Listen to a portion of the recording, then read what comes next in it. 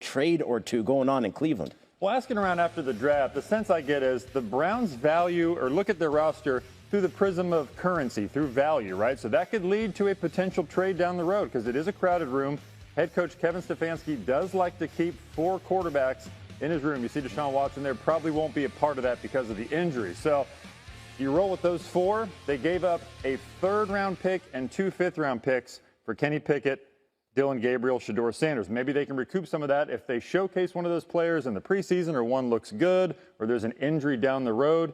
So we'll see what happens. They're going to give these guys a shot. They are very high on Dillon Gabriel. That's a player that I had earmarked going into the draft, was hearing from other teams that the Browns low-key really liked. He's a smaller player, so he didn't have a high draft status, but they love the way he plays the position. So we'll see if he can make a little move here. I have a feeling you're going to be talking about the Browns a lot on SportsCenter this season. No doubt. In the past 10 years, the Browns have more seasons with 3 or fewer wins than they have playoff appearances. That's crazy, but we'll talk about them a lot. Thanks, Jeremy. Thanks, man. Putting a bow on it. I mean, you mentioned how if you're Stefanski, you know, maybe you play Dillon Gabriel or Shedeur. I mean, they can't take 4 in, right? Like, how do you see this competition going? I see it, just to throw it out there, and then you can tell me if I'm off or not, that they're just going to look at Flacco and say, we know you. Okay, and we're going to have you, and you may damn well be the week 1 starter. So we're just going to remove you. You can be ready tomorrow. So we're not going to worry about you, right? He's on the team, and then it's a game of 2 spots for 2 rookies and a guy who's trying to reclaim his status as a first-round draft choice quarterback in Kenny Pickett, right, Dan? I mean, how does this work? Yeah, so it was obvious that once they traded out of the number 2 position, that at least at that position there wasn't looking forward to 2026. That you get that second first-round pick in 2026. I understand value, but when you're an organization that doesn't have a quarterback, that is naturally going to be, rightfully so, what we attach the thought process to. So there's, and initially my mind goes to, okay, there's got to be overall looking at that class and saying there's some really high potential guys that might be in that class. So if you are the Browns and that's your thought process, I agree with you. Joe can go out and play probably competent football tomorrow. So if that's what you have, and you think as an organization that the general manager and the head coach are the right people, really indifferent of results this year, outside of, oh my gosh, it's a total disaster, then I really do think you want to do everything you can to figure out Dillon Gabriel and Shedeur Sanders.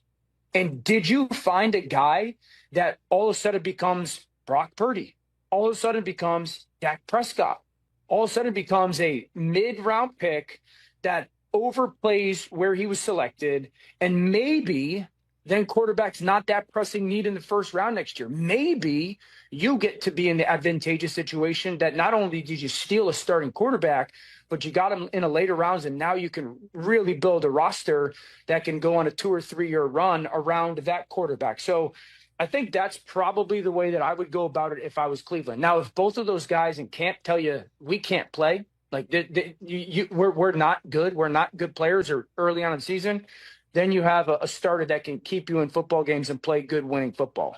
Yeah, I just find it that they're going to, I don't know. The way I look at it, I see it's more likely Flacco, Pickett, and one of the rookies than Flacco and 2 rookies. That, you know what I mean? What would be the so I think the pushback that I would have to that, Rich, is what would be the benefit to keeping a Kenny Pickett over the 2 rookies? Let's say they're one's an 8 and one's a 7 out of the 1 through 10 rating type of thing. I don't know. Winning games, it's just that simple, and I know winning games in the long run, if you're already looking over the steering wheel at 2026, is not optimum. I don't know, man. I think one of them might show in training camp whether they're ready or not. And I agree. And so carrying 2 rookies in Flacco means you're really opening your season up to being one long training camp for 2026, or at least a laboratory for your draft. And I just don't know if that's the way Myles Garrett, is this the quarterback plan that he had, was 5 guys, 2 rookies? Yeah. I mean, with Watson sitting out there too. still on their roster. I totally understand that. I guess the counterpoint I would have thought process is, and with all due respect to Kenny, it's not like Kenny Pickett's Myles Garrett's gonna go, all right, we kept Kenny, instead. So I think that Cleveland's obviously in a better place than they were to start the draft at the quarterback position. And when you're in those positions, you're always trying to find players that overperform, right? And while Kenny might have had, now maybe Kenny becomes a trade piece. Maybe Kenny has a really good training camp and becomes a training camp preseason, and some team needs a guy that can go play good football. So again, it's going to be decided on the field. But I think if both those guys show signs as rookies, I'd be hard pressed to not try to figure out who and what they are. Catch the Rich Eisen Show live weekdays from 12 to 3 p.m. Eastern on Roku Sports Channel in the U.S. Won't hold you to it, just fun. And if you're right, we'll bring it up. If you're wrong, this never happened. How does that sound, Albert? For a deal before I even ask the question. The number of rookie starting quarterbacks in 2025. Give it to me. So that like everybody ignores these if they're right?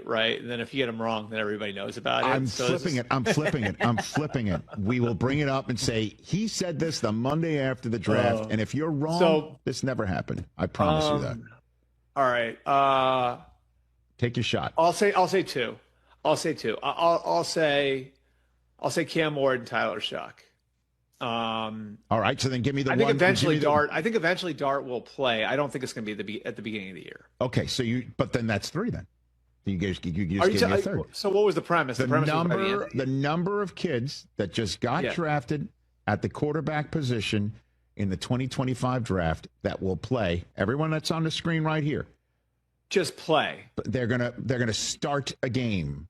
Year. Starters this year, the number. Okay. So, the start a game part of it, you know what? I'll have some fun with this. Do what you want. Again, I'll give you 4. Okay. I will say Cam Ward will start a game. Cam Ward will start every game as long as he stays healthy. Right. Tyler Shuck will start a game, and I think probably a good chunk of the season.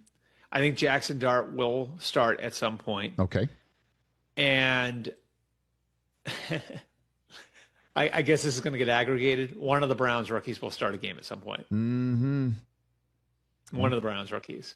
And look, I think, honestly, if we're being honest about this, so I love Dylan Gabriel as a player, but I think Shedeur is more talented. We can talk about the talent issue and how it was overblown with Shedeur, right? And I don't think he was ever considered by anybody, who actually studies these guys for a living. I don't think he was ever considered top 5 talent, but that also doesn't mean he's an undrafted free agent talent wise. You know what I mean? He does have ability. So I do think in camp, it's going to be, that's going to be such an interesting quarterback room with, Kenny Pickett, who's playing for his career in there, Joe Flacco, who comes in as the starter, and then 2 rookies battling it out. And, it's not impossible to see a scenario where Shedeur or Dylan Gabriel start the game. And gun to my head, I would think maybe as long as Shedeur and